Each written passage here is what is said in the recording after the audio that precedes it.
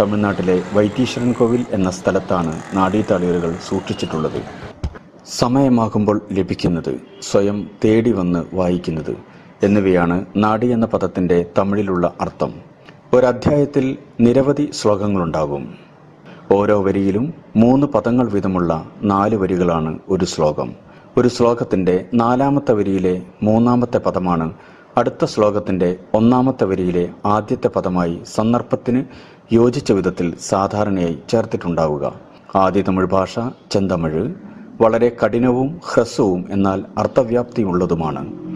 നാഡീതാളിയോലകളുടെ ഒരു കെട്ടിൽ നിരവധി പേരുടെ വിശദ വിവരങ്ങൾ ചേർത്തിട്ടുണ്ടാകും. ഇത്തരത്തിലുള്ള അനവധി കെട്ടുകളാണുള്ളത്. അക്കങ്ങളും സാധാരണയായി അക്ഷരത്തിലാണ് ഉപയോഗിക്കുന്നത്. ഉദാഹരണമായി വേദം എന്നതിന് 4 എന്നാണ് അർത്ഥം.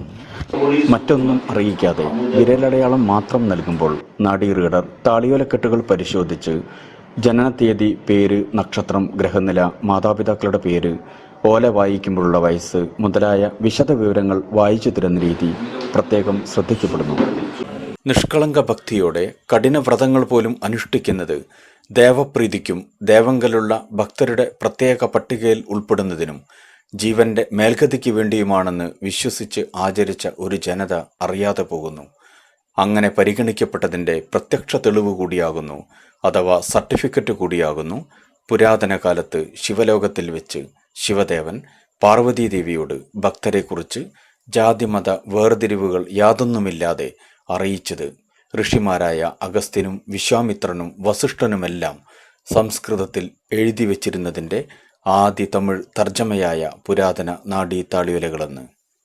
ധാരാളം ഭക്തരെ ദേവങ്കൽ പ്രത്യേകം പരിഗണിച്ചതിൻ്റെ പ്രത്യക്ഷ തെളിവ് കൂടിയായ നാഡീതാളിയോലകളിലെ ശിവദേവന്റെ ആജ്ഞയെ നിന്ദിക്കുന്നതിന് വേണ്ടിയാണ് നാഡീതാളിയോലകൾ അത്ഭുത ഫലപ്രാപ്തിക്കും സാധാരണ ജ്യോതിഷം പോലെ ദോഷങ്ങൾ അറിയുന്നതിനും പലവിധ ക്രിയകളിലൂടെ പരിഹാരങ്ങൾ ചെയ്ത് കാര്യലാഭം നേടുന്നതിനും വേണ്ടിയെന്ന് കൂട്ടിച്ചേർത്തത്.